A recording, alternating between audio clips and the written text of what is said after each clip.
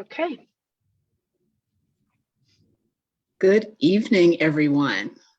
Welcome to this very first forum for candidates, Democratic candidates running for office.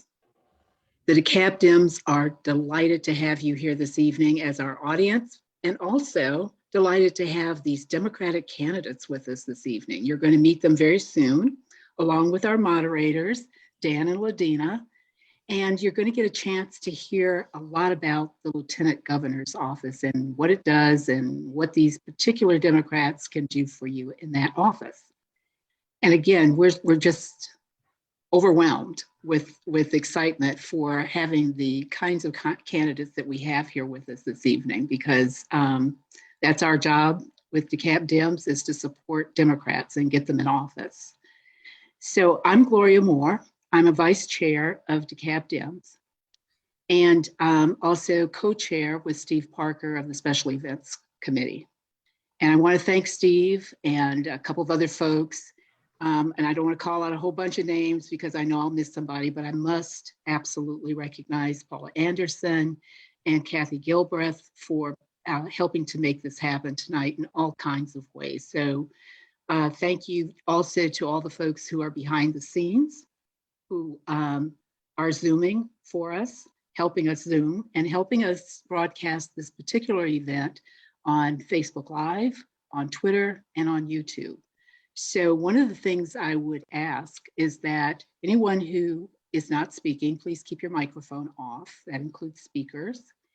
And those of you who are in our audience, we won't have time to do questions this evening, but we do want your questions because we want to share them after this program with our esteemed guest. They may have an opportunity to get back with you with answers, right? So put your questions in the chat if you're on the Zoom. And of course, any comments you'd like to make as well. The same thing with Facebook, with YouTube, and with Twitter. We would love to have your comments about this program and your questions. And again, we will share those with our candidates. So I've got a video ready, Gloria, whenever you're ready for me to roll it too. Fantastic. Thank you for reminding me. We want to tell you about DeKalb Dems.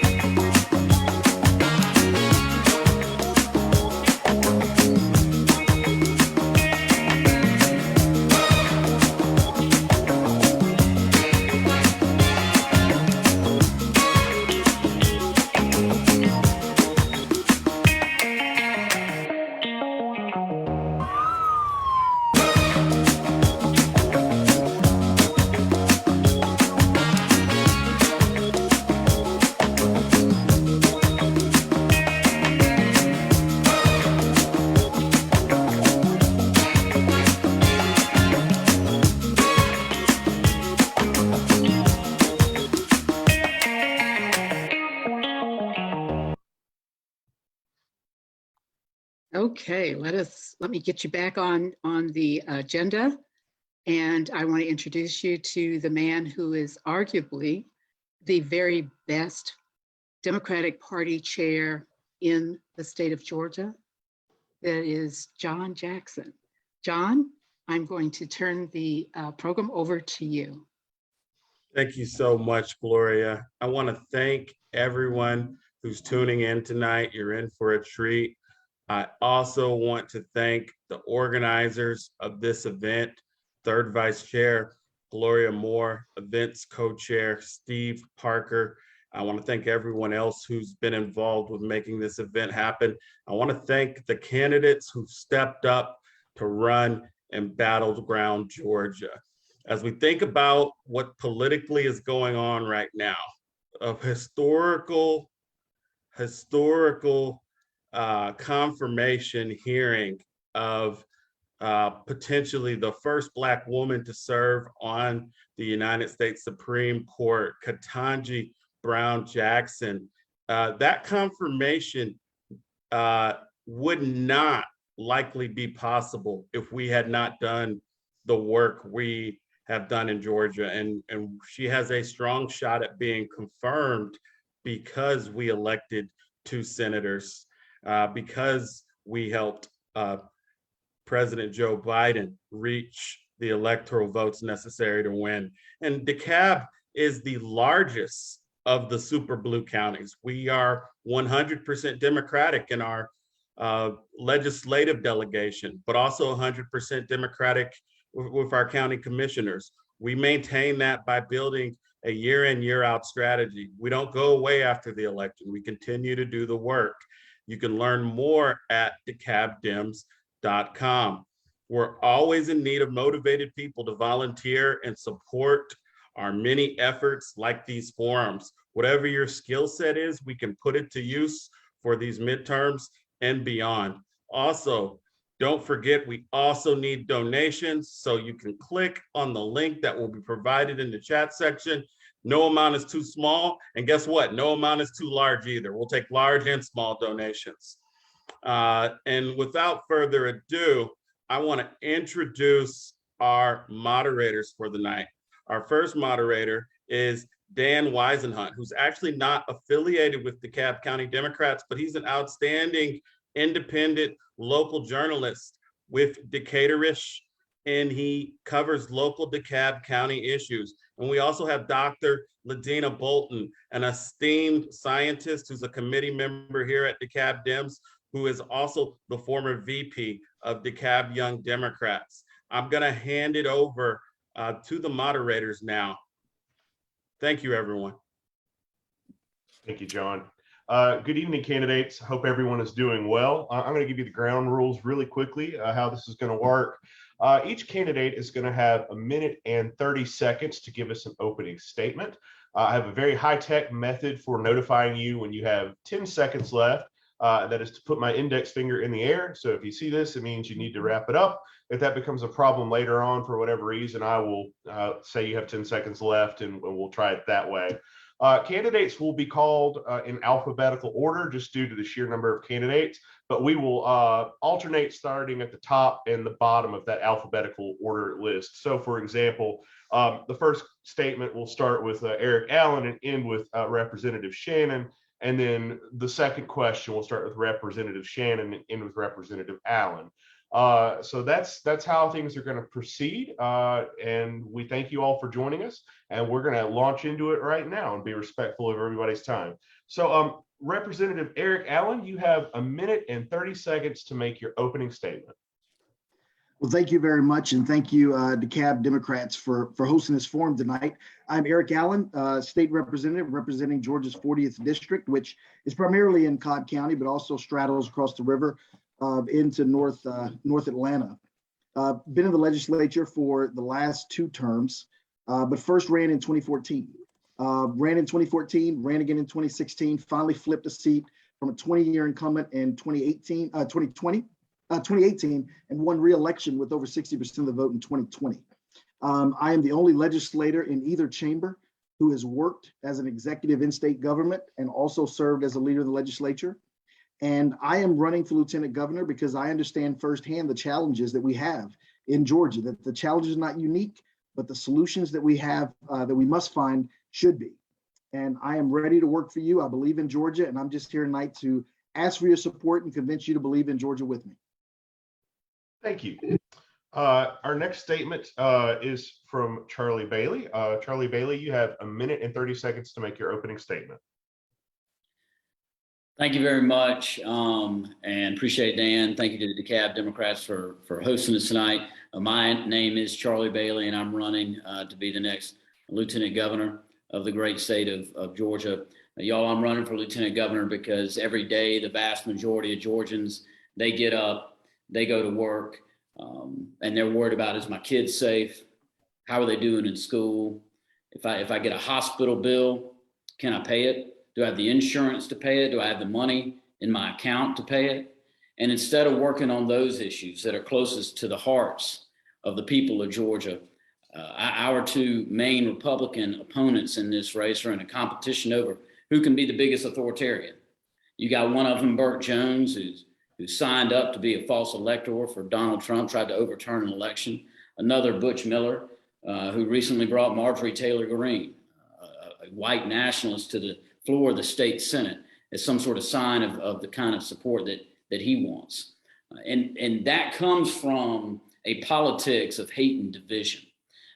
They can do those things, and they can come to the conclusions that, not everybody's vote matters the same, and not everybody's community matters the same, and not everybody's child matters the same. Well, I'll tell you what I believe.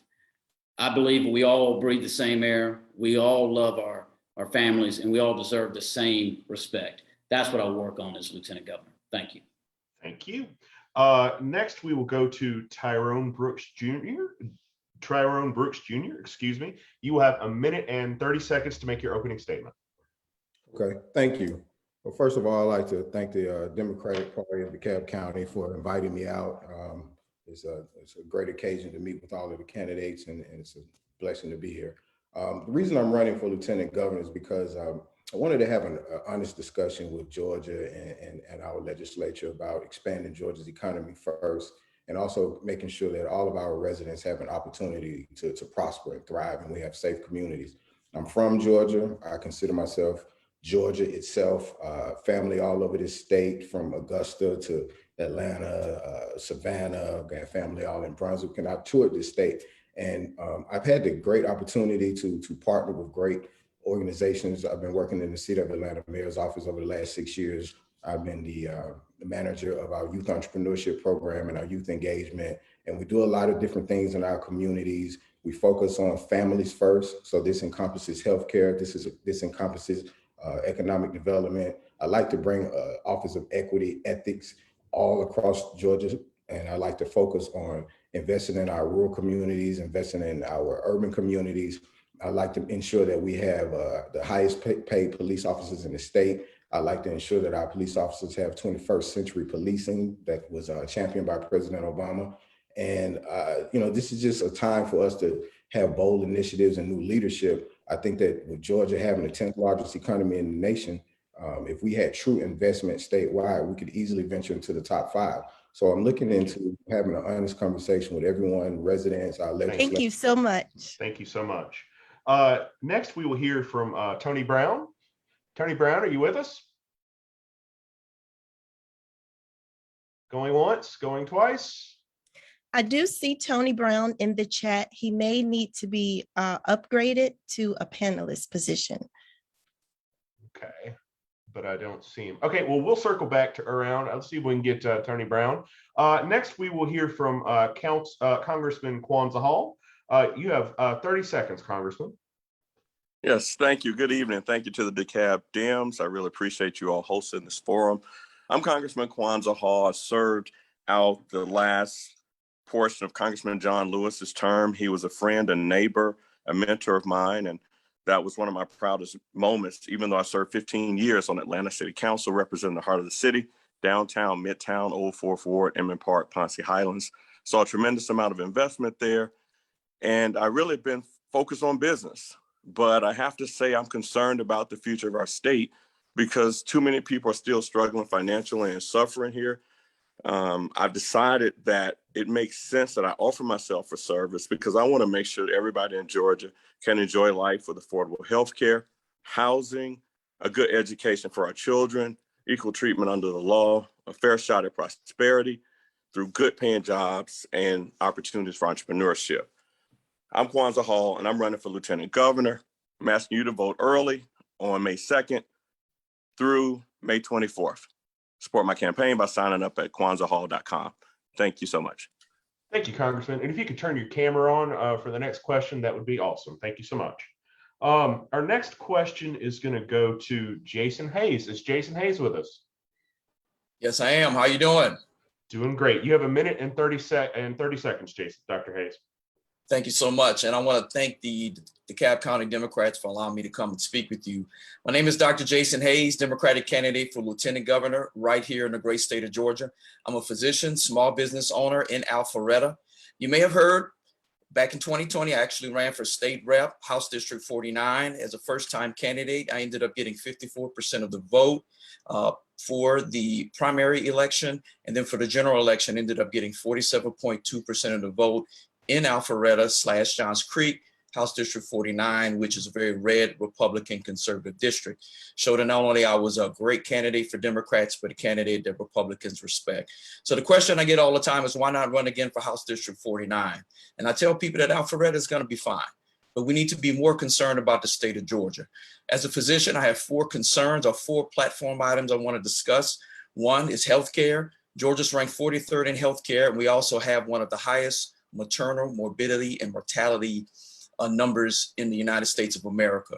I will push for Medicaid expansion and also push to make sure that we get doctors in underserved areas, in particular the south of Georgia.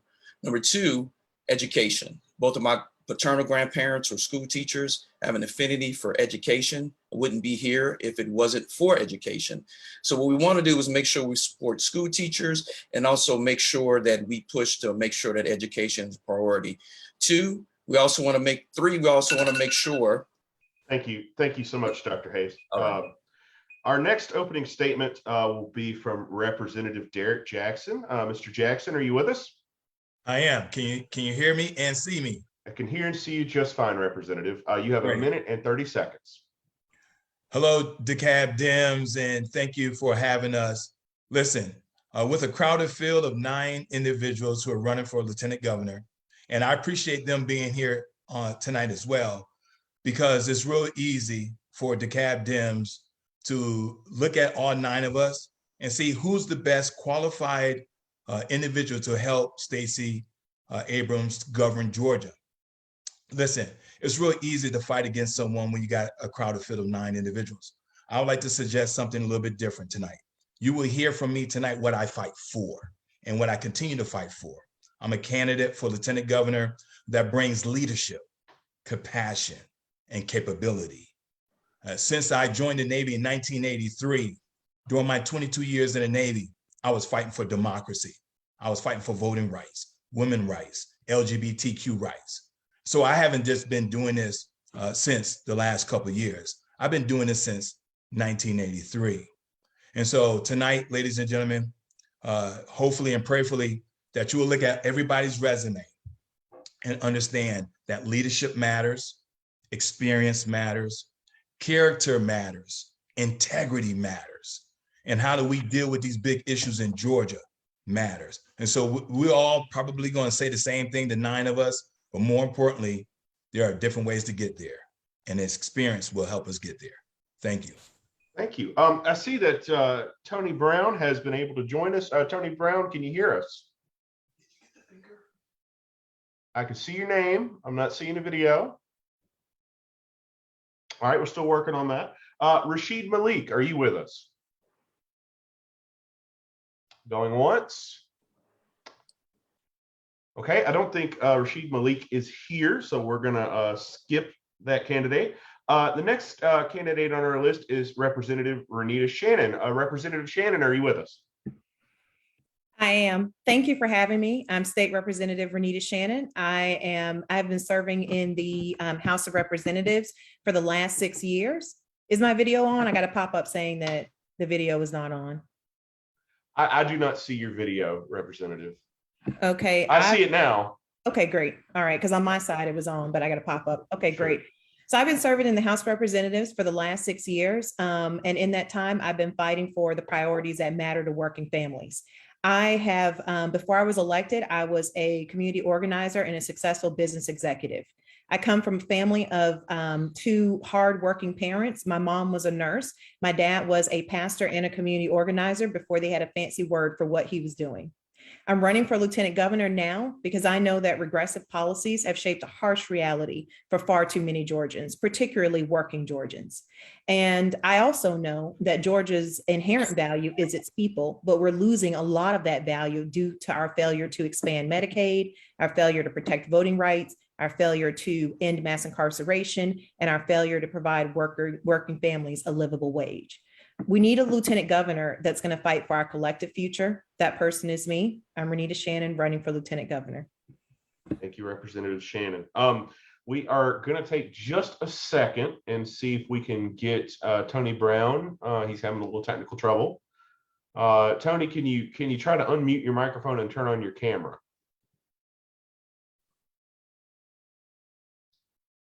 Okay. Well, unfortunately, we're going to have to move on.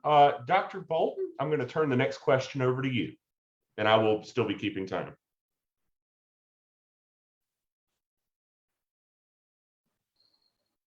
Candidates, oh shoot. At least 8 of the candidates with us today. And I do want to remind everyone who's watching and who's on the Zoom that all of the candidates were invited.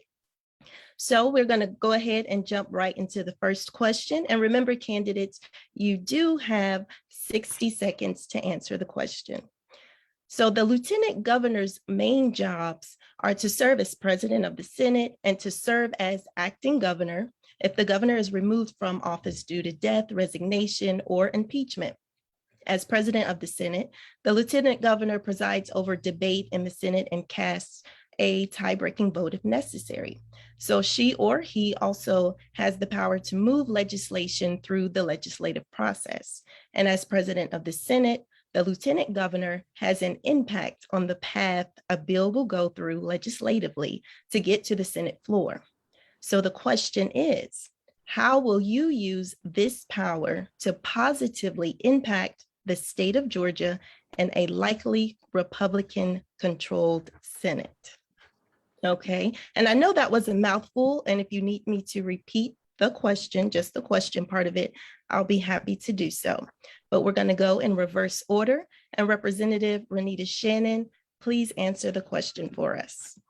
Sure. Thank you for the question. One of the powers that's not talked about enough within the lieutenant governor's office is the power to appoint chairs to committees. This matters because when we want to see our values advance, we need to have strong committee chairs who will advance our values and who we can trust to fight for our values. So I will use this position to appoint chairs who would advance our values to make sure that the legislation that we want to see will make it through committee. And I would appoint folks who also are really strong in policy. The other thing that I would do is the lieutenant governor gets lots of appointments. If you look at any legislation you see come up today for commissions, for study committees, the lieutenant governor gets to do a lot of making appointments. So again, I would use that authority to make sure that we are appointing people who will advance our values. Thank you so much, and right within time. Derek Jackson, will you answer the question for us as well? Dr. Bolton, thank you for the question. And you outlined it very well. But let me, within the prescribed time, let me just say, as lieutenant governor, there's a reason why the last 12 lieutenant governors have came from either the state or the House legislature, because you have to be very familiar with the legislative process. If I was lieutenant governor, I would do the same thing that this current lieutenant governor did, which is to make sure to assign bills, especially bad bills that are not good for any Georgian family, to a committee to where I know that bill will die. If I were your lieutenant governor, Senate Bill 202 would not be law in Georgia. That's a bad bill. Our voting rights are at stake, and any bill that threatens that kind of democracy as a retired naval officer I will make sure I will assign it to a committee to kill that bill. Thank you, Representative Jackson. Dr. Hayes. Yes, thank you. I would push for legislation. And one of the things that I would love to do is to make sure that I meet with every one of the state senators and push that we make sure that healthcare is a priority, push that education is a priority, make sure that economic growth is a priority, and then finally make sure we remove SB 202. The American people of Georgia deserve better, and we need to make sure that someone is there representing them moving forward. Thank you. Straight to the point. Yes. Congressman Hall, will you answer the question for us, please? Yes, thank you, Doctor. Thank you so much. Well, first of all, the position is one that leans on leadership and relationships. As we've seen in the past, many Republican leaders of the Senate who were lieutenant governor also saw their powers taken away, as we saw happen often more effectively with Mark Taylor, who was a Democrat. I have extensive legislative experience. I passed or co-authored over 750 pieces of legislation as a city councilman, and I would do the same to be a defender of what's right, but also be a person who can bring people together to get things done. So that's why I'm running for lieutenant governor, to offer myself to be that type of server and that type of person who can connect dots and deliver even in times of challenge and controversy. Thank you. Thank you. And Tony Brown, are you able to speak? Can you give us a hello so we'll know if you're able to join us? Yes, can you hear me? Awesome, awesome. So you have 60 seconds also to answer the question. Okay, wow, my picture's still not up. Your video is still off to us. We do not see you. Okay. Hey, great. I'm gonna go back and I'll try to add on it. Name's Tony Brown. Decorated military officer, worked at the highest level of government as an executive officer in the Pentagon. Why I put out 2 years ago in the newspaper that I was running for lieutenant governor. And as lieutenant governor, you know, we have a staff of under 10 folks, but my main agenda is also to do what's asked of our next governor, Stacey Abrams. A couple of personal agendas that I would like to do, but I'm definitely confident in making sure our agenda, the blue agenda, is you know, going forward, and that we're doing progressive ideas and so forth. I have what, 1 minute left? Is that? I see you. You are out of time, Tony. Sorry. No video. No, oh, thank you for that. And we do understand you had technical difficulties. After we finished the initial question with all of the candidates, we'll give you 60 seconds to go back and give your opening statement. Okay, hey, thank you. Awesome. All righty, and moving on to the next candidate, Tyrone Brooks. Will you answer the question, please? Thank you. With the goal in mind of getting something done, getting bills that are going to progress Georgia signed into law, it's going to start with relationships. It's going to start with understanding the mechanisms of the state Senate and understanding who are the key players. So I think you always want to start with the leadership, both parties. You want to have a clear understanding of who's going to be on, who's going to vote in which way. But I think most importantly, you want to start with identifying the bills that are most important to all Georgians. All Georgians want communities to be safe. They want an opportunity to prosper. And I think if you have a pragmatic approach and reaching out on both sides of the aisle, you'll be able to identify what things everyone would be able to embrace. You want to start there. I understand killing bills and putting bills in bad committees and things of that nature, but that's going to always come back. You're going to have a bottleneck of different things not being able to get done. So you want to be pragmatic. You want to start there and keep it middle of the road and identify what can actually get done, and keeping relationships intact. That'll do that. Thank you. Excuse me. Attorney Bailey, will you answer the question, please? Yeah, so we start with the proposition that, you know, we're going to speak it into existence and we'll have a Governor Stacey Abrams under this scenario. With the Governor Stacey Abrams, she's going to be captain of the ship. and I'll be, God willing, her right-hand man. All right, so she sets the course. These are the things we need to get done, and then we go about getting them done. There's been some mention, and Representative Jackson pointed it out. A big power of the lieutenant governor is to determine which committee a bill goes to.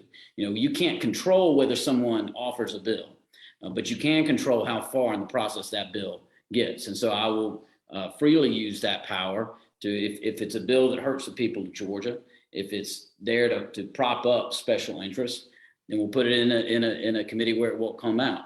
If it's the captain's bills, we'll make sure they go forward. Thank you. Thank you. And before we get to the last candidate, I just want to say I appreciate how each of you are so optimistic about us winning the gubernatorial race with our leader, Stacey Abrams. It's great to hear all of you saying that, and I want to continue to hear that throughout this forum. This is really exciting this evening. But our representative, Eric Allen, please answer the question. Well, thank you for the question. And it's easy to be optimistic when you have someone who's so qualified and has been doing the work, and as she says, just needs the job. But to me, the power is exercised in a couple of ways. It's relationships, it's committees like people have talked about, and understanding the rules, the legislative rules. With relationships, making sure that not only people in your party, but all the senators in the room, but also across the hall, the speaker, the leadership in the House, because this is three-dimensional chess. It's not checkers. It's got to be some strategy involved. And people have mentioned putting the bills in the right committees to make sure that they're either moving at the pace you want them to move or not moving at all, but also using the rules of the Senate to make sure that bills can be stalled, stopped at any point. Everybody's talking about SB 202. There were two opportunities for the lieutenant governor to rule in favor of a challenge so that bill wouldn't have gone to the floor. And the main was on germaneness. So by understanding those rules, I think that's where the lieutenant governor can exercise the most power. Thank you. Thank you so much. There was a note in the chat reminding everybody, if you have anyone in your circle that is not registered to vote, you can go to the Secretary of State's website, or DeKalb Democrats has a link to help you with that, in addition to registering or applying for your absentee ballots, guys. So we did communicate to you that we would allow Mr. Tony Brown about 60 seconds to go back and give his opening statement because of the technical issues that he was experiencing early on. And go ahead and give us your opening statement, Mr. Brown. You're on mute, sir. Oh, mute. You can hear me? Can hear you now. Okay, fantastic. I'm Tony Brown. As I said earlier, 2 years ago, I put in the paper that I was running for lieutenant governor. My background is a military, intelligence officer, medical service corps officer, worked at the highest level of government, had congressional affairs under me at the Defense Intelligence Agency, and definitely a family man and a Christian, married to a social worker, and I have 3 wonderful girls. Been involved in the local politics, trying to do everything that I can on the blue side. And I'm thanks that all the candidates have showed up, and thanks for the party, and we'll continue the conversations. Hey, thanks. Thank you so much. And we're going to move on to question number 2. Dan, would you like to introduce the question? Thank you, Dr. Bolton. So as we discussed in our opening remarks, one of the most important jobs that the lieutenant governor would have is taking over for the governor in case the governor is not able to serve for any reason. So my question is simply, what experience do you have that you think would make you a capable governor if you have to take over as governor for any reason? And we're going to start with Representative Allen. You have 1 minute. Thank you very much, Dan, for the question. So for me, it's fairly simple, straightforward. I have experience as an executive in state government. Prior to running for office, I was executive director of development for the Department of Behavioral Health. and development of disabilities. I understand how government works and knows what's needed. And it's really what drove me to run for office, to serve in a better capacity. I'm also experienced in the legislature, understanding how things get done, understanding the budget, which is the one fundamental responsibility of the legislature every year is to pass a balanced budget. So understanding that process, understanding the people, like I said earlier, not only in the chambers, but also in the halls and also in the community, to make sure that that experience is used to continue the Abrams agenda and moving the state forward. Thank you. Charlie Bailey, same question to you. Yeah, right now, the single biggest determining factor in whether a piece of legislation passes or not, what gets made law, is how much a particular special interest is paying their lobbyist. I've spent a career going up against powerful interests and fighting for justice, both in the criminal system and in the civil system. I know what it is to take on powerful interests, whether those are the leaders of organized crime syndicates, as I was an organized crime prosecutor in Fulton County, or whether they're powerful insurance companies and big corporations that are trying to take advantage of small businesses. I will take that same fight for justice and that same fight to those powers that exploit the people of Georgia, whether that's on their environmental rights, their healthcare rights, their rights under the criminal justice system. I'll take that same passion, that same fight, and that same experience to get things done for the people of Georgia. Thank you. Tyrone Brooks, same question to you. Okay, thank you. Well, obviously, I feel as though I've been in politics my entire life. I've had the opportunity to study at the foot of icons in civil service. And, I've always understood how bills are passed and signed into law. So I'll always carry that with me. But I have experience as an executive in the private sector, running a venture capital firm and working with different communities and funding small businesses before I came into the city, before I got into City Hall. And I've taken that into City Hall with me, and I've built vast and diverse constituencies from the philanthropic community, our corporate partners, low-income areas, our police departments, and we've all worked together collectively to identify opportunities for communities. And I know that's what's needed at the state level. So understanding what needs to be done, a veteran in community engagement, always of the community and working in the community. And I love to bring that approach to the state, and with a strong focus on equity. So this is my experience, and this is what's needed at this time. Thank you. Thank you. Tony Brown, same question to you. 1 minute. You're on mute, sir.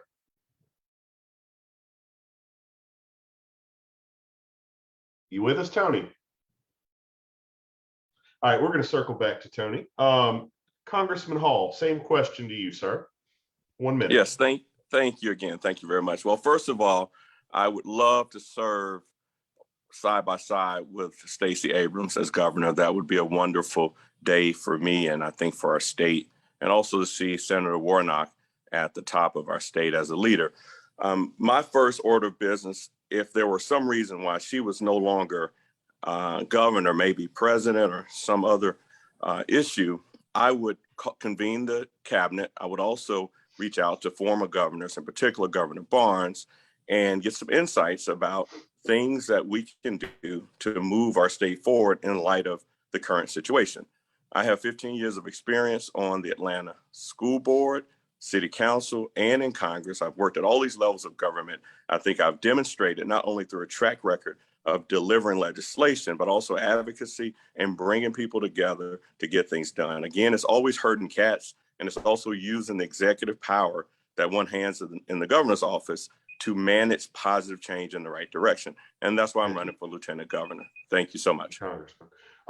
Tony Brown, have you able to get that sorted out, sir? All right. We're going to move to Dr. Jason Hayes. Same question to you. What experience do you have that you think would make you a capable governor if you have to take over as governor for any reason? You have 1 minute. Absolutely. I've been preparing for public service my whole life. Family members in the military, mother's a nurse. I've also worked to become a physician, where I've also studied with a master's in public health. I've worked as a congressional intern. I've also worked on the state level. I've led physicians in state scientific committees. I've done a lot.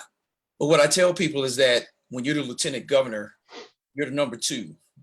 You're the number two quarterback, but you have to prepare to be the starter at any moment. And if I'm called to start, called to lead, I'll be ready.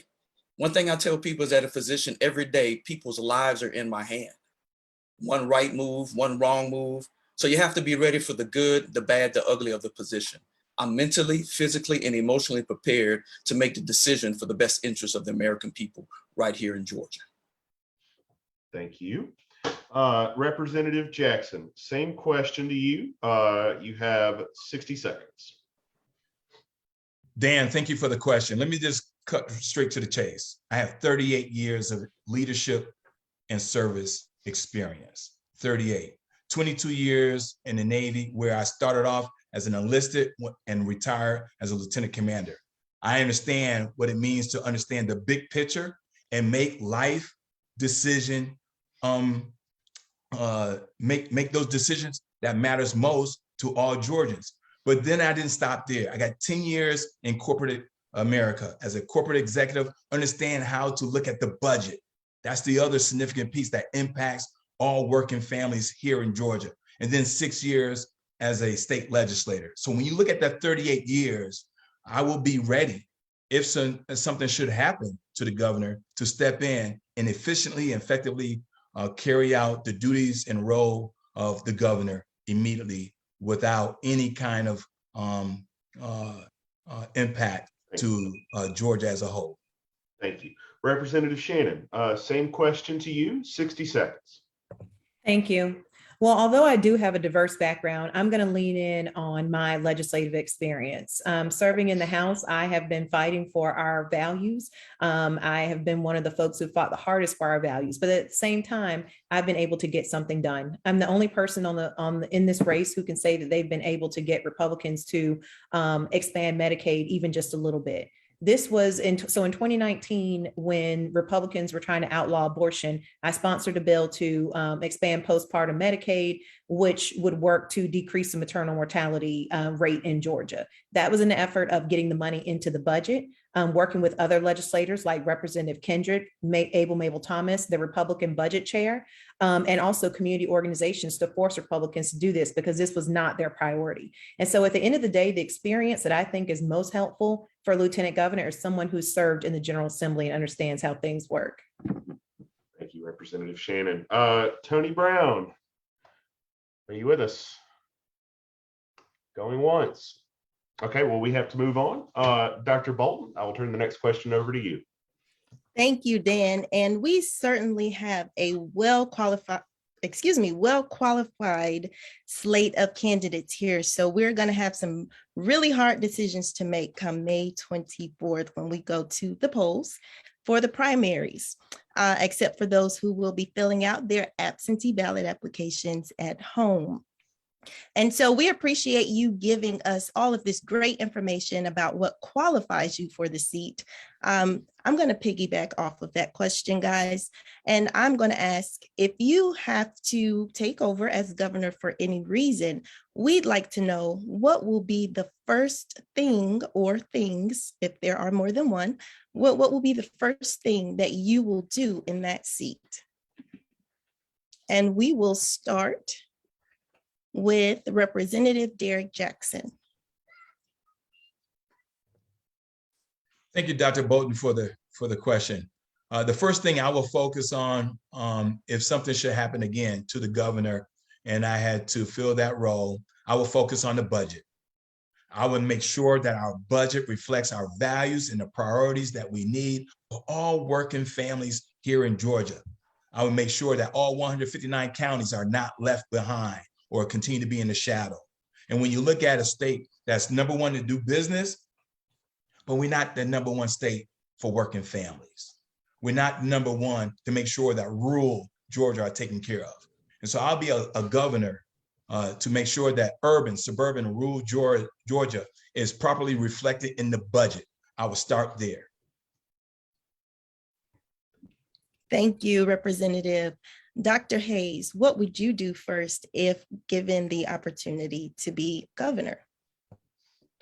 Absolutely. That's a great question. Naturally, as a physician, I'm not happy that Georgia's ranked 43rd in healthcare. So I would aggressively push for not only Medicaid expansion, but I would push to get federally qualified health centers in underserved communities, not only in urban areas like in Atlanta and Augusta, but in South Georgia and also the other 148 counties that are deemed medically underserved.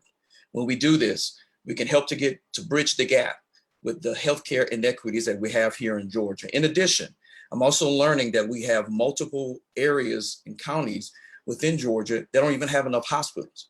I would also look at the certificate of need that's going on and look to push for a certificate of need for hospitals in underserved communities, and also look at trying to get a medical school down there in the south of Georgia so we can actually provide medical service, proper, competent medical service to the people, not only in the south of Georgia, but all of Georgia.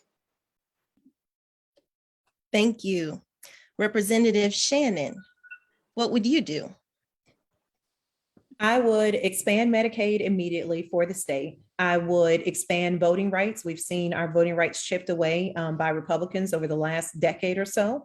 So I would expand voting rights. I would make sure that we are doing what's necessary to make things better for working families. So that includes paying workers a livable wage. That includes making sure that folks have the right to collective bargaining. And then lastly, Georgia is a leader, an international leader in incarceration. I would end mass incarceration in Georgia. Right now, we've got a situation where folks are being put on probation and ending up in the criminal justice system just for getting a speeding ticket that they can't pay. The bottom line is we got to have somebody in the seat who's ready to invest in Georgians, and that person is me. Thank you, Representative. Congressman Hall, what would be your priorities? Yes, thank you. Thank you again. Well, first of all, I would be standing right next to our governor, Stacey Abrams, and trying to focus on doing all the things to balance what's necessary to move the Senate forward. And if I were to step in the position and have to lead, I would, one, try to carry the mantle for the items that were already placed on the table. I would reach out and then focus on the budget, focus on expanding Medicaid, making sure that we provide prosperity to all Georgians. We have a lot of great counties, great cities all over the state that have been left behind from the growth that we see happening in select parts of the state. And it needs to be inclusive growth, growth that empowers people to have $15 an hour like we passed at the city of Atlanta, expunges criminal records for possession of less than an ounce of cannabis. There's so many measures that we've already passed on the local level that the state is behind on. And we need to pass those same type of measures. And I would use my executive power to make that happen. Thank you very much. Thank you. And just doing a quick check, I do not see Mr. Tony Brown. So Tyrone Brooks, Mr. Brooks, what would you prioritize? Okay. First of all, depending on where we are at that moment in time when I take office, I'd like to begin initially focusing on our economy. I think it all starts there, and more specifically, modernizing our economy and expanding our economy. And what that means is we need to create an ecosystem and ensure that everyone's at the table. Private investment, our municipalities, our public schools, our police all need to be at the table generating and identifying ideas that generate revenue. I have $1 billion plan to identify 20 feeder counties in Georgia that will be able to increase our revenue by generating $50 million in each of those counties annually. I think we start there. And next, I'd like to establish an Office of Equity at the state level to have a focus on urban renewal, rural investment, LGBTQ affairs, sustainability, immigrant affairs, and youth engagement. I think those are core areas in the state that we need true leadership, true investment, and real legislation passed. Thank you. Attorney Bailey, what would you do first? Well, in this scenario, if I were to become governor, if we had not done it yet, and there's, as you're seeing here, there's a lot of agreement, but if we've not done it yet, we've got to expand Medicaid, and that would be where my primary focus would be. That would provide health insurance, healthcare for over 600,000 Georgians. I'm from rural Georgia, rural West Georgia. We've had 8 rural hospitals closed in the last 10 years. It's an abject moral failing on behalf of the Republican leadership that it's not been expanded. So that would be my first focus right there. And it would be the greatest economic development engine that we could bring to bear here in the state of Georgia. So expanding Medicaid, expanding Medicaid, expanding Medicaid. Thank you. And Representative Allen, what would you prioritize? You know, to me, this is a softball question because this isn't about me. And I'm going to get away from the talking points and just say, if for some reason I were called to complete the term of the first Black female governor in our country, I will make sure that her agenda gets passed. We all know what Stacey Abrams' priorities are. This is not about me. It's about completing that term. And I would make sure we respect her in the right way and make sure that everything in that agenda gets done. Thank you so much for that. Thank you to all of the candidates for elaborating on what your priorities are. Dan, would you like to take the next question? Thank you, Dr. Bolden. Next question, starting with Representative Allen. There is a chance, good chance, that Georgia will have a divided government. If you are elected, how will you work with members of the opposing party to serve all Georgians? You have 1 minute. Yeah, it's a great question. And we know we will likely have a divided government. I think it's in all reality, there will be a Republican-led Senate and a Republican-led House when we're sworn in January of 2023. Having those relationships and understanding how that body works, how the legislature works, I would use that to, as I said earlier, it's not checkers, it's chess. And we've got to make sure that we're tending to the relationships in the right way, but not sacrificing our democratic values in order to get things done. And there are ways to do that, to expand Medicaid, invest in our teachers, public education. All of those things are possible, but we have to go about it the right way. So the relationships are extremely important to make sure that we don't run into that gridlock that we see so much in Washington, D.C. Thank you. Charlie Bailey, same question to you. Yeah, so I think that like everybody said, we're likely not going to take back the state Senate this year. I think most people think we'll gain a seat, though. That'll put us at 23 votes. It means you need 6 votes. 6 votes to pass something through the state Senate. I actually believe when we talk about expanding Medicaid, or when you talk about, as I proposed, making technical school tuition free in the state of Georgia again, there's going to be a lot of support for that, particularly from rural Republicans. And you got to make the argument to them. You got to bring them the statistics. They know how their people are hurting. They know what they're losing out on in terms of healthcare and opportunities for education. So present them the arguments, show how it helped their people, and I think we can get the votes. I'm confident we can get the votes to do both of those things. Thank you. Tyrone Brooks, same question to you. Okay.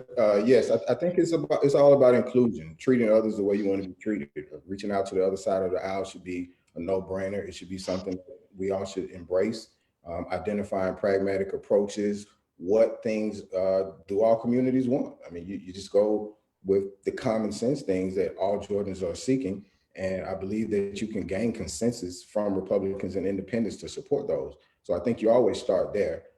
That is rarely done when the Republicans are in office. They rarely reach out to us. But I think if we can be leaders, we can treat others the way we want to be treated. We start there. We make sure our democratic values are always intact and we're moving the state forward. But there are things that Republicans agree with us on, and we should start there and let the chips fall where they may. Thank you. Congressman Hall, same question to you, 60 seconds. Yes, thank you so much. And this is a great question because it made me think about, number one, there will be more than likely a Republican majority, but I will still be the leader as lieutenant governor. And what that means is, I already have a track record for working with the staunch right central business district at times, who work with me in partnership to bring over $2 billion of investment in parts of the district that never would have seen that investment if I would not have had the ability to build relationship and focus on a shared agenda to get things done, not pushing my agenda, but making sure I hear the opposite side's needs and wants and trying to deliver in a compromised fashion. I've done it before. I can do it again at the state level. Again, I've passed over 750 pieces of legislation with very, very difficult individuals to work with. And some of them were Republican on the city council, and some just didn't agree. And it's really hard to bring people together when they have power of district. Thank you, Congressman. Thank you again for having me. Thank you, Congressman. Dr. Hayes, same question to you, 1 minute. Great question. And absolutely, we will have a Republican-led Senate and likely a Republican-led House. One of the things I tell people is that I'm a physician. And one thing is that I'm here for people. I live and I work and I run for office in a Republican-led district, got 47.2% of the vote in a Republican-led district. Although we didn't flip it, but it showed I was a great candidate for Democrats and also a candidate the Republicans respect. I'm a small business owner. I'm also a fiscal conservative with response to the budget as well. So I would stress that to each individual with the Republican Party, especially a Republican-led Senate, and develop relationships with everyone that's there and stress to them, I'm here for people. Thank you. I see a message in our chat that says Tony Brown is back. Are you back, Tony Brown? Going once. Going twice. You are back. Okay, great. Tony Brown, we'll ask the same question to you. Lieutenant, there's a chance that Georgia will have a divided government. How will you work with members of the opposing party to serve all Georgians? You have 1 minute. Yeah, that's just simple too. People person, like most of everyone said, being military for over 20 years, you just learn how to, and I was joint. I was probably the first purple person over 14 years, was joint. So I just know how to work with individuals. And that's, the short and simple question there. Answer. Thank you. Representative Jackson, same question to you, 60 seconds. Dan, I appreciate the question. As one that worked at the federal level, state level, and in corporate America, the two skill sets that I leverage to get things done is to work with consensus building, because understanding that we all should understand the vision and work towards that mission, but work in the most collaborative way. And as a leader, to be able to influence everyone to get on board with that vision and work towards a collaborative way to get things done. And that's the reason why I'm the best candidate for this job, because I effectively got it done at the federal level, state level, and in corporate America. Thank you. Representative Shannon, same question to you, 60 seconds.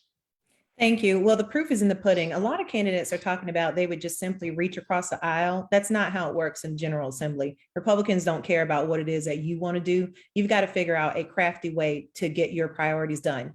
And so, as I mentioned before, leading the effort to expand Medicaid, this was something that Republicans never wanted to give me credit for. It was something that I worked out a strategy to be able to make Republicans understand that this was something they had to do in the face of them restricting reproductive freedom. I worked with the budget chair. I worked with outside groups to put pressure on Republicans to do this. And I made the case as to why Georgia absolutely had to do this if Georgia was serious about saving lives. And so what I'm trying to say is just that this is more than just reaching across the aisle. You've got to know how things work in the General Assembly, and you've got to know the best ways to get things done. Thank you. Dr. Bolton. Yes, I am excited. We are getting into the meat and potatoes of this all.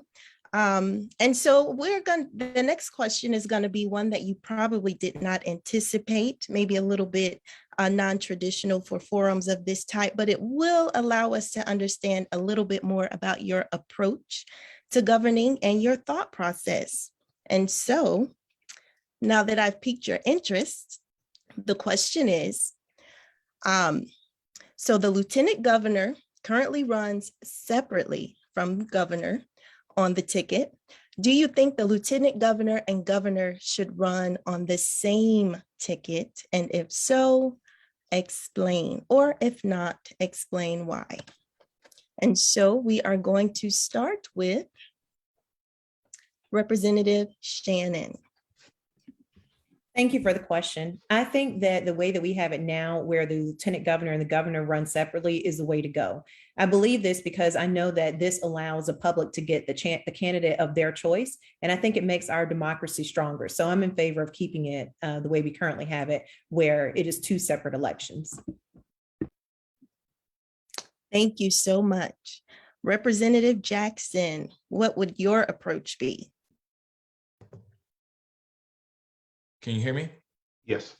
Yeah, I think the current structure having the governor and the lieutenant governor run independent, right? I think there's so often we get this group think mentality that one way of doing things is the only way.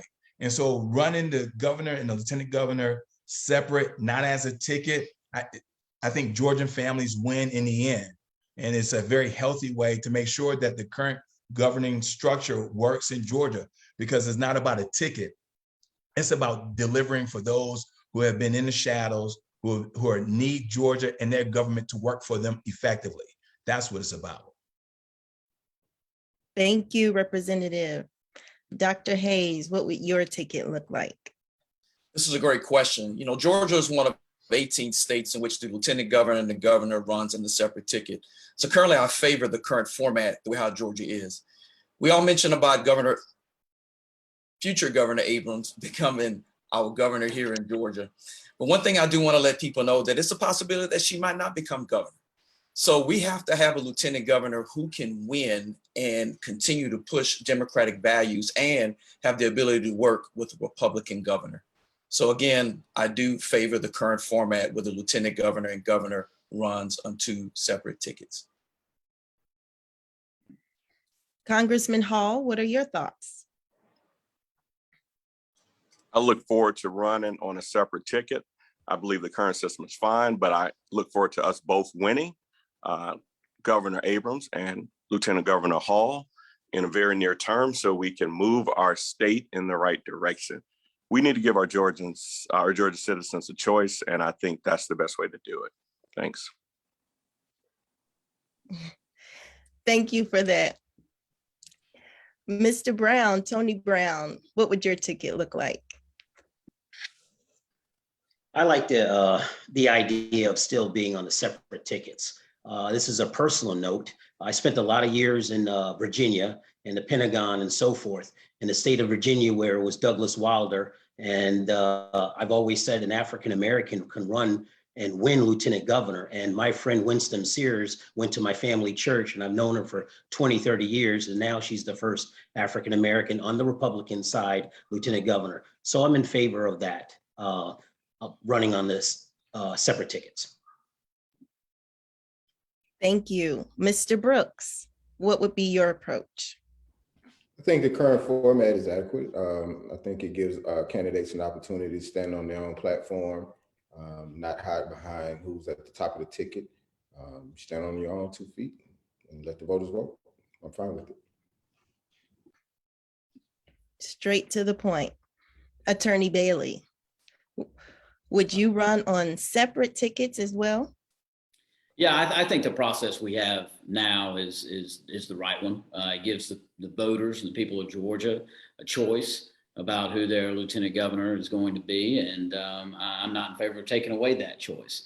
There's separate powers, as we've talked about, the lieutenant governor has, both legislative and executive, that exists outside of the governor. And I think that the people of Georgia and the voters ought to be able to select who that person is. So I think the way we have it set up now is the correct way. Thank you. Representative Allen, what say you? I think we're all going to agree on this. I think the way the system is set up now is the way it should be, and not only because we don't want to have the coattails or the other components into it, but the role of lieutenant governor is very unique and has some independence. And I think because of that independence, the voters should have a right to choose who they want in that seat presiding over the Senate. Thank you, everyone. And I just want to remind all of our viewers that DeKalb Dems will be having forums every week for the rest of the month and through next month. So make sure you go to our website, DeKalb Dems website, to tune in to all of the forums so you can stay informed about who will represent you. Okay. And at this time, I will swing it over to Dan. Thank you, Dr. Bolton. I appreciate it. That was a quick round of questions. That's good. We might have to be able to get to a couple more. So this next question, we're going to start with Representative Allen. The lieutenant governor has high profile, but doesn't have a whole lot of power under state law. If you're elected, how will you use your profile and public platform to accomplish your goals? This is for Representative Allen to start. 1 minute. Yeah, so I first want to challenge the premise, and I know we only get a minute, so I'm gonna go fast, but challenge the premise that don't have much power. It's been said by a couple of different people on the panel tonight that the lieutenant governor, you can't boil it down to just the 40 days in the legislative session. There are 325 other days in the year where you can advance agenda forward with the appointments to various boards and authorities, to different study groups. You can commission your own committees. The current lieutenant governor has 4 or 5, I believe, committees that he has studying different things like technology and entrepreneurship. So there's a lot of power in lieutenant governor, and we can't cede that power by telling voters that it really doesn't exist. I think we have to make sure that we have that independence of the lieutenant governor and make sure that people understand the impact that this role can have on working families and everyday Georgians. Thank you. Charlie Bailey, same question to you. Yeah, so again, a bit of an issue with the premise. The lieutenant governor's office does have a good bit of power, but I'll use that the example of Medicaid expansion or making technical school tuition free in the state of Georgia. If that does not pass the state Senate, then you have to be willing to use the bully pulpit. And I'll tell you what I'll do. After making the good faith argument to the Republicans, if they don't come along, I'll go to every TV station, every radio station. I'll talk to every newspaper in the state, and I'll tell them in every single one of those districts how many of their citizens now don't have health care because of an action they took. How many of their citizens don't have access to tuition-free technical school because of decision that they made. And when we come back around in the next session, maybe they will be corrected in their view, and I'll use that public power forcefully. Thank you. Tyrone Brooks, you have 60 seconds, same question. I think I do agree, the lieutenant governor does have some powers, and it doesn't have to be just during the Senate. I think year-round lieutenant governors, as I would do as lieutenant governor, I would facilitate the conversation between these key constituencies around the state. I keep focusing on our private sector because I truly believe that we need to have more robust investment in our state. I think the lieutenant governor can use their bully pulpit to have a committee and make sure that everyone is at what I call, it has a seat on the money train is what I call. And so from there, which you just have to ensure that you have everyone included. And as I stated before, that would be private sector, your municipalities, your public schools, you want to have your public enforcement. Everyone needs to be at the table identifying what's needed in these communities. And I think the lieutenant governor can be a key component of that. Thank you. Attorney Brown, same question to you.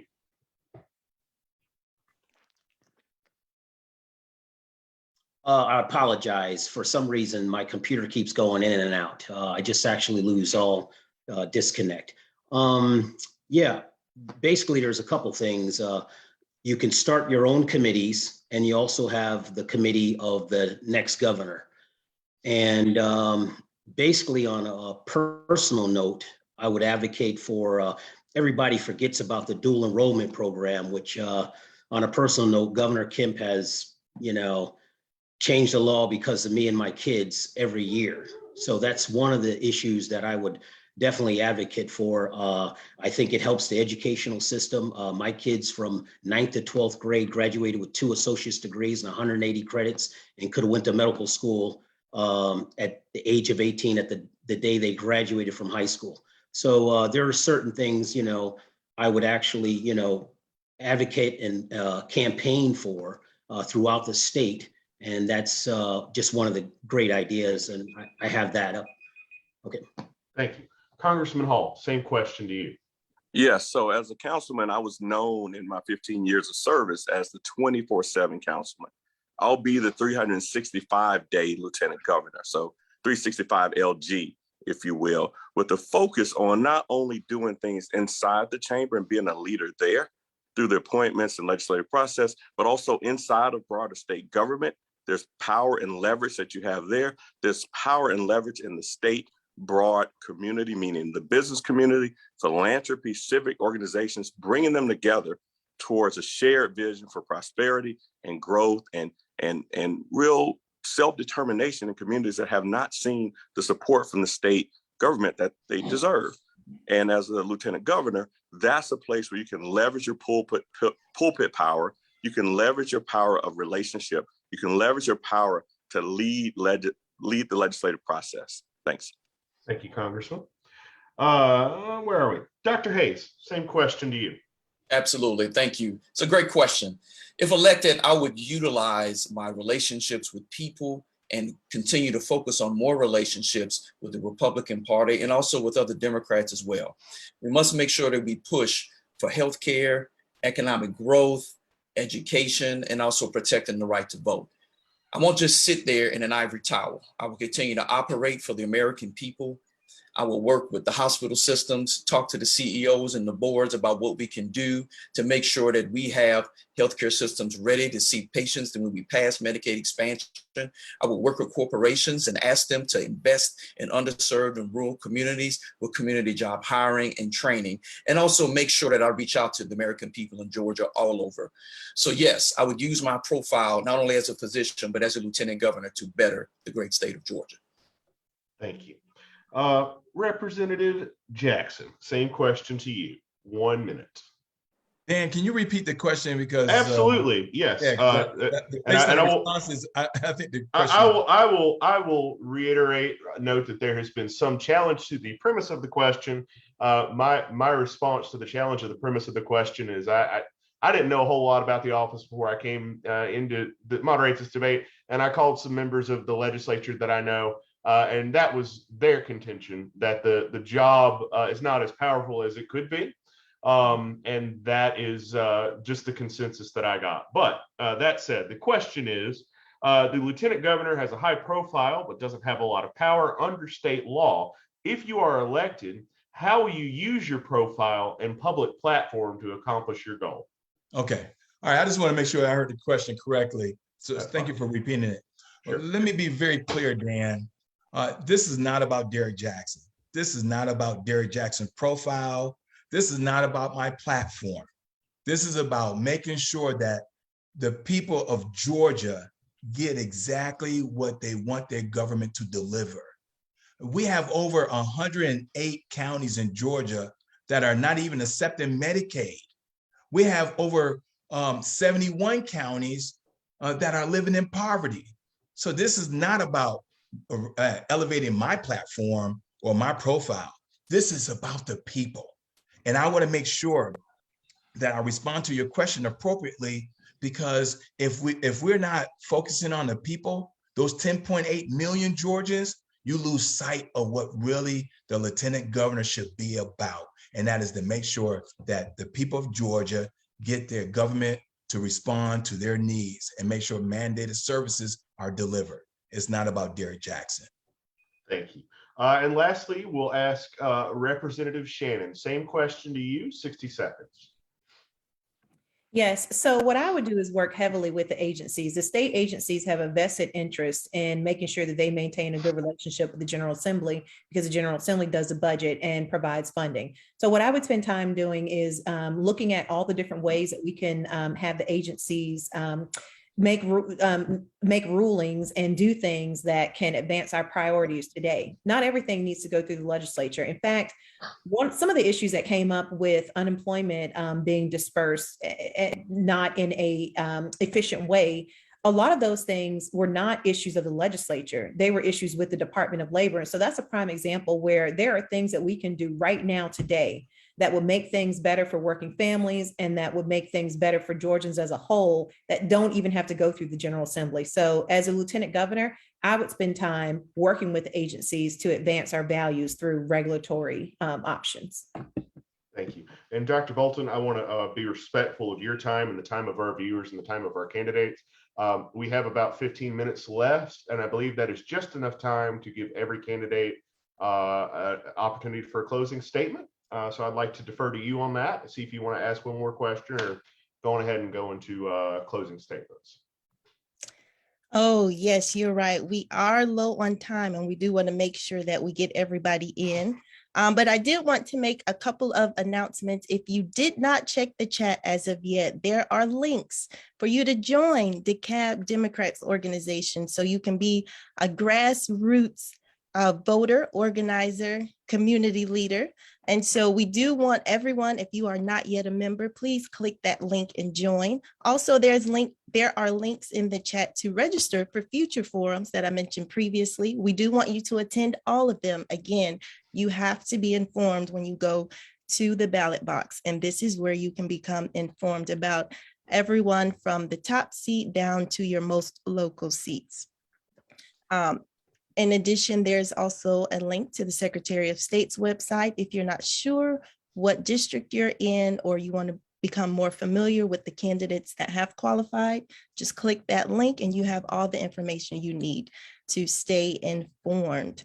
And so I have taken up probably about 2 minutes with those announcements. So yes, Dan, we are definitely going to get into our closing statements.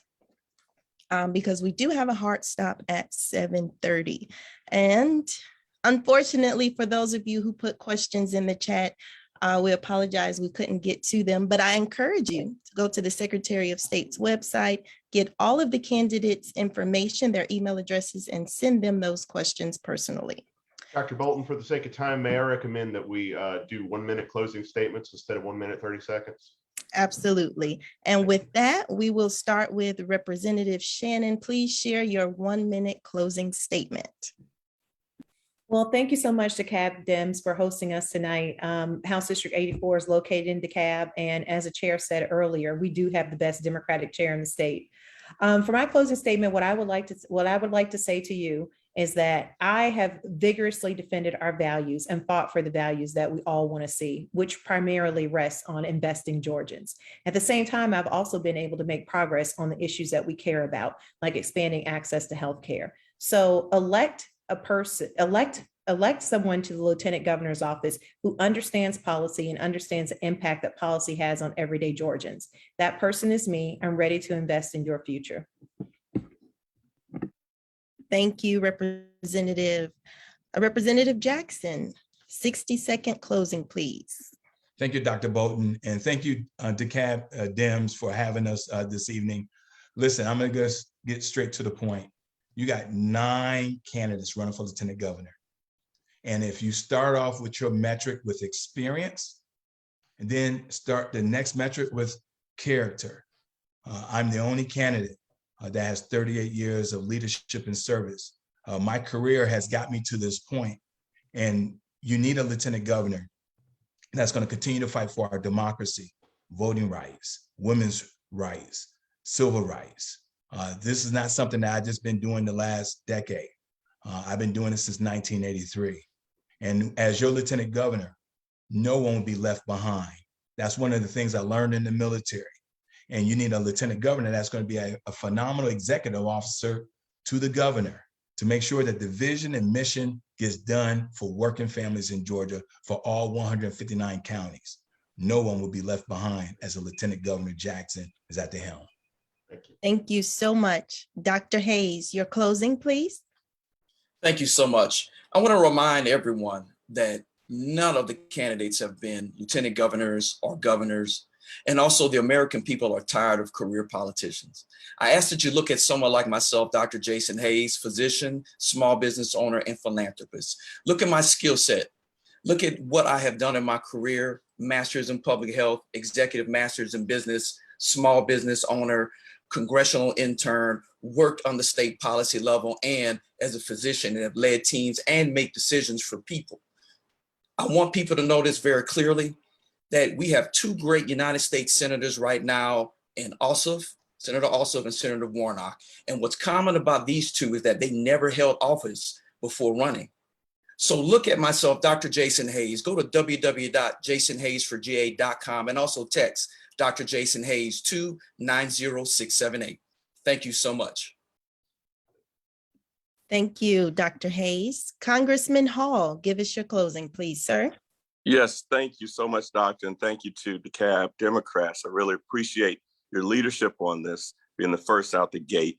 I'm Kwanzaa Hall, and I'm running to be your next lieutenant governor. Imagine Abrams Hall in November and us winning the ticket, and in January having Democratic leadership in our senator, in our governor, and our lieutenant governor.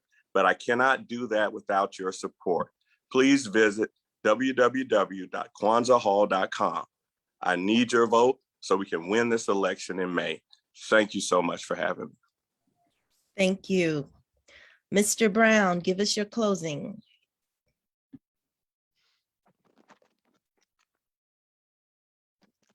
Yes. Yeah, my website is browngovernor.com. You can go there. My cell phone number is right on there, so I'm reachable. Well-rounded. I think I've hit all the things from business owner to educator, secondary educator at high school. Hit all the tickets there. I believe that I will be a great asset, and I think we need we're going to make history. We need our first African-American Black female and our first brown lieutenant governor. Thank you for your time. Appreciate it. Thank you, sir. Mr. Brooks, close us out. Yes, I think the choices of direction are very clear. I am not nearly as, I'm not a career politician. I've never sat in the Gold Dome and watched these bills just fly by while watching our communities fail. I've run businesses, I've funded businesses, I've built constituencies in the philanthropic community. I've worked with youth, I've worked with our law enforcement, and I've funded sustainability projects. I've touched Georgia in all these different aspects. I was a congressional aide for 10 years. I understand Georgia greatly. I am Georgian. And when I speak to Georgia residents, they tell me they're looking for a different direction. They're not looking for career politicians. They're not looking for people who've watched our communities fail and be left behind. They're looking for new ideas, bold initiatives that I bring to the table, funding rural Georgia, investing in urban Georgia, and ensuring that our youth have opportunities and leaving no one behind. This is what I represent. This is what Georgia's calling for. This is what America's calling for. We see the writing on the wall. Vote Brooks for Georgia. Thank you. Attorney Bailey, give us your 60-second closing. Yes, well, I've been a statewide Democratic nominee before. As many people know, 2018, I was the Democratic nominee for Attorney General. And as your nominee, I got 49% of the vote, the highest vote share of any down ballot statewide Democrat. And I got that even running against an incumbent, and the national Republicans and state Republicans spent $3.3 million just in negative against me. So I'm a proven statewide candidate, and I ask you to stand with me this time, as you did in 2018. Stand with endorsers of mine, like Congressman Hank Johnson, Congresswoman Lucy McBath, Governor Roy Barnes, Mayor Shirley Franklin. And I promise you, you stand with me in this election, and you'll never have to apologize. And you'll always know my friend Charlie, he fights for us. Thank y'all very much. Thank you. And now we will have Representative Eric Allen. Your closing, please. Well, thank you very much, Dr. Bolton, Chairman Jackson, and the DeKalb Democrats. I'll keep it real simple. I'm running on a record and not on rhetoric. I am the only person in this race that has won in a general election in November against a Republican. We cannot win this race in May. We're gonna have to win it in November. I'm also the only person in this race who has a perfect rating from the NAACP, as well as a perfect rating from Georgia Conservation Voters fighting for our environment. I was 2021 Legislative of the Year from the Georgia Mental Health Consumer Network. I am not a career politician, but I'm also not afraid to lean into my experience, because that's what we're going to need presiding over the Senate. It's naive to think that we can run for a seat to be one of one, but not have the experience to govern over the Senate. So I look forward to continuing this conversation. Thank you guys for having us tonight. And I look forward to seeing you face to face sometime soon. Thank you so much. It was a pleasure having each of you join us today. And we're really glad that you came and brought your best game to give us all this wonderful information that we'll use again when we go to the ballot box. We have more links in the chat to take action with DeKalb Democrats. So make sure you're clicking those links, guys. Thank you, President John Jackson, for allowing us to host this event. And at this time, I will turn it back over to Gloria Moore, chair of this event, to give us a closing out, unless you had a remark, Dan. Well, I did want to thank all of our candidates First, there's quite a few veterans in this group, so I wanted to thank you personally for your service to our country. And I also wanted to thank all of you for your interest in public service. It takes a deep bench of qualified people to bring good government to everyone. And we know that this is a tremendous imposition on your time. So I did want to thank all of you for your interest in public service and for putting yourselves out there to run for public office. Thank you. And thank you for inviting me. Well, Dan and Ladina, thank you so much for doing a fabulous job. I really appreciate our moderators kicking off our first forum in our candidate series. And I especially appreciate the fact that all of our Democratic candidates for Lieutenant Governor were here. You folks did an excellent job introducing yourselves. I will encourage all of the folks who are here with us, all of our audience, to take this as a first look and find ways to hear more from our candidates. DeKalb Dems is here to support Democratic candidates, and so we were delighted to have all of you here. And again, thank you to the candidates, thank you to our moderators. Special thanks to all of those folks behind the scenes who make this happen. Thank you to my co-host, or at least co-committee chair, Steve Parker, who helped put this together. And a special thanks to our audience. Thank you for staying with us through this whole process. We appreciate you, and we hope to see you on April 2nd, which is our next event, our next forum, and we'll be interviewing the candidates for Labor Commissioner and Agricultural Commissioner. Thank you so much, and good night. Good night.